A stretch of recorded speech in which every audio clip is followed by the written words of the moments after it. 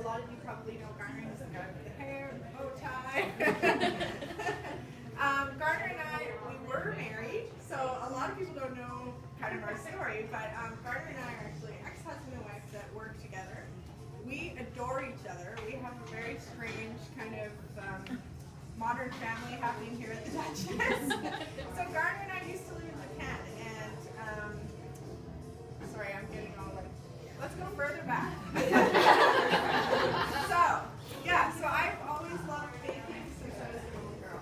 I remember in high school I told my parents, oh, I want to go to bake, go to culinary school. And I was like, oh no, you need to go to university and get a university degree because that's how you get a job. So I'm a good girl and I listened to my parents and I went to university and I got an art history degree.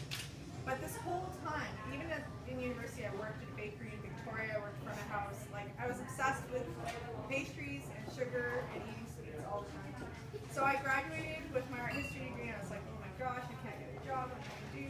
So I went and started a master's in library sciences. And it was after a year of that I was like, you know what, I just want to bake. So I dropped out, like middle of the year, called my parents, said like, I'm sorry I could have these two moms, but I'm done with this. I absolutely want to bake for the rest of my life. So that's when we kind of started this dream full time. And seeing as Garner also has an arts degree, we both had student loans. We had no money. The only thing we could think of doing was going to Japan to teach English. So we moved to Japan to teach English with the goal of basically saving money to come back and open up a shop. In Japan, all the French pastry chefs from Paris, the very famous ones, they all opened pastry shops there. So Japanese people are obsessed with French pastry, which is sweet for me because so am I.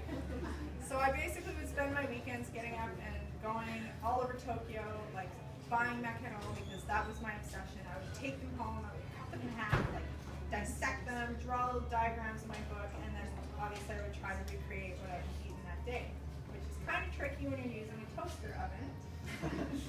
So I made over 200 batches of macaron in our Japanese kitchen using a toaster oven.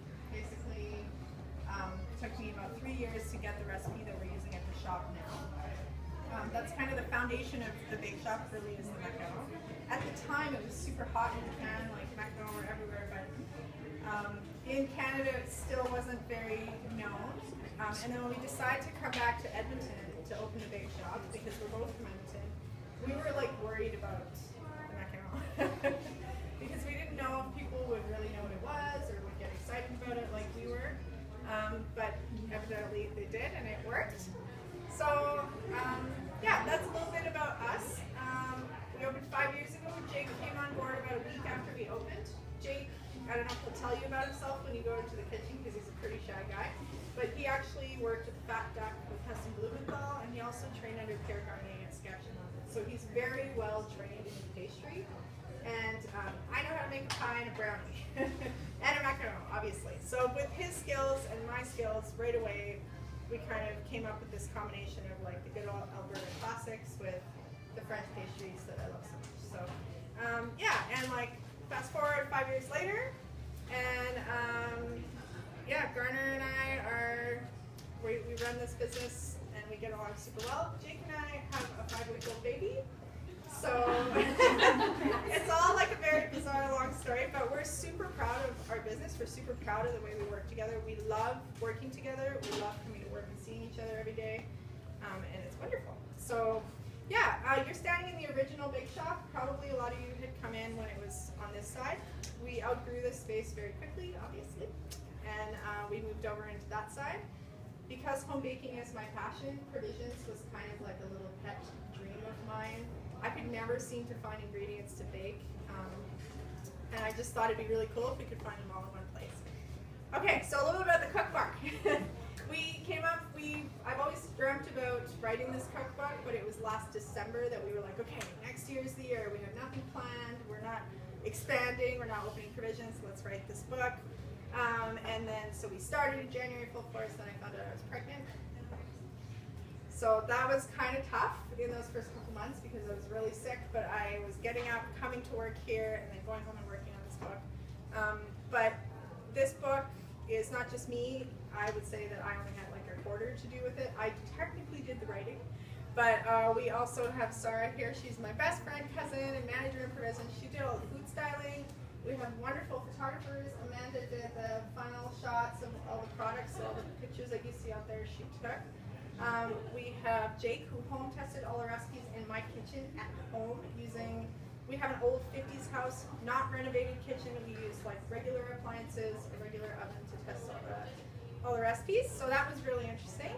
Our designer, Sarah Javier, she kind of came up with the idea that the book would be a little bit kind of more heirloomy, a little bit more classic. We really didn't want to date it. So that's one of the reasons we didn't even put a picture on the cover, because we wanted it to just kind of look a little bit more classic. Something really important to know about this book is that we self-published it. So we did not use a publisher. We literally did everything ourselves. We went and found a printer. We did everything.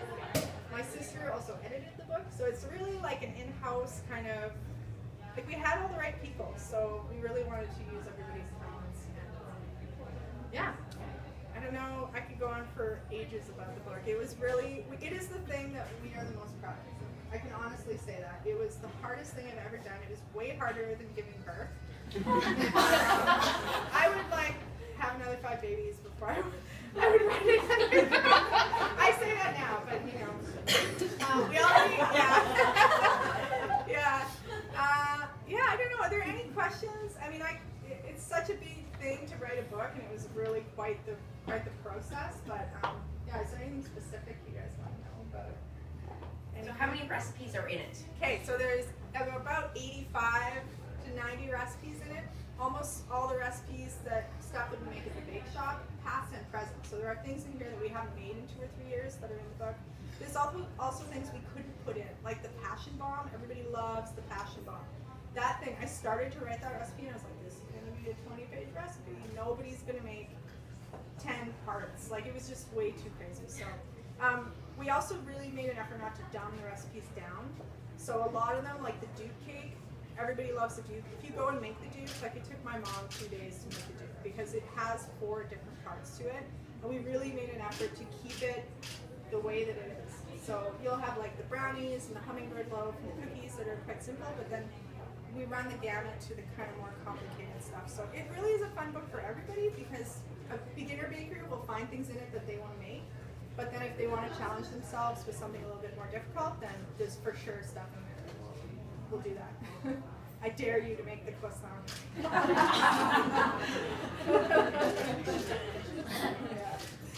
Yeah. Any other questions? Where can you buy the book? So you can only buy it in Duchess Provisions for now, and online, and we'll ship anywhere in Canada. In the new year, because again we self-publish, we're doing everything ourselves, we can kind of only take one bite at a time. In the new year, we're planning to try to kind of launch it a little bit more nationally, maybe hawk it to chapters or that kind of thing. But because we are self-published, it is a little bit tougher. Another thing I want to mention about this book is our goal with this book is to put Edmonton on the map. First, like, we are proud Edmontonians. We love the city. We're so excited that everybody embraced us, the community, the city, and we just want people we want people in Calgary, and Vancouver, and Montreal to be like, holy cow, there's like really great stuff happening in Edmonton, because we really think there are. And if the book can help people kind of dig into the city a little bit more, that would be really exciting for us. I'm sure I missed like so much stuff. I even had a key card. Ask me more questions. Okay, so what's the first recipe that you knew had to be in the book? The macaron. So my original recipe from Tokyo is in here. But because you'll learn macaron are really tricky, it doesn't necessarily mean you'll have, like, it's, macaron is really tough. Even when I brought my recipe back from Japan and tested it in our kitchen before we opened, fail. I cried. It was horrible. So I had to retweak it again. But hopefully, we had like 4 different people test it, and they all came out with fairly good results. So yeah, we're hoping that people can make it at home. So you had to adjust every recipe from the volumes you do? Yeah, so I actually went from home baker size all the way to like lemon cream, taking like a case of lemons and 500 eggs, all the way back down, which was really tough because we don't actually use, like, and I should have brought a sample of a kitchen recipe. We don't have procedures or anything, we just have ingredients. So it was actually really tough for me. I had no, like, when I went to write a recipe, I just had 500, 50 eggs, like 2 kilos butter, this, and then I have to try to bring it back down. Plus, right, the procedure is really tricky in those first couple months, getting my groove. So, thank God for my sister, who is a great editor. She's back there actually. So, yeah. So how many books did you print off? We printed, well, okay, we had the idea of printing 5,000, which is bananas, according to our printer. He was like, that's crazy. Nobody prints 5,000 books. Like, you'll never sell those. And so we were going to do 3,000, and then he said, and then we kind of started to get a feel and see when people were like, I want to buy 5. And I was like, fine. So I think we have enough. That's a lot of books. Yeah. And it's for sale tonight in Provisions. So it won't be for sale again until Wednesday. You guys can buy it here tonight and you'll get a free tote bag with it and a coupon for 15% off in Provisions to use at a later date, and also all the tools and ingredients are 15% off. Yeah, so nobody else gets this book. Even our staff hasn't seen it until tonight. Yeah. Okay. So are you afraid that now that we have the recipes and the I mean, my passion is home baking, and if I can help people kind of have fun and do this at home, that's number one for me. Also, I think people might have a little bit more respect for how hard it is to make some of the stuff that we make. So I don't think it'll stop people from coming to Bakeshop. I hope not. No, it won't. Yes, no.